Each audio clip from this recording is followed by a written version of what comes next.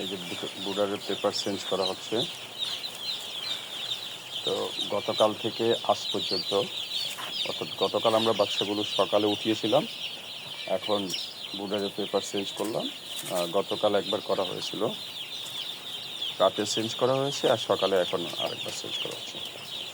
এখান থেকে আল্লাহর রহমতে কোনো বাচ্চা মারা যায়নি, এখন পর্যন্ত সবগুলো বাচ্চা সুস্থ আছে।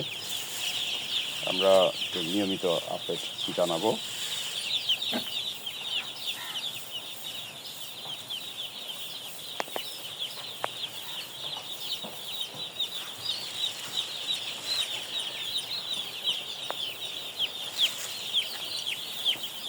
এসব জায়গায় একটু উঁচু নিচু আছে, সমান্তরাল করে দেওয়া আছে, হাত দিয়ে নেড়ে পুষগুলো।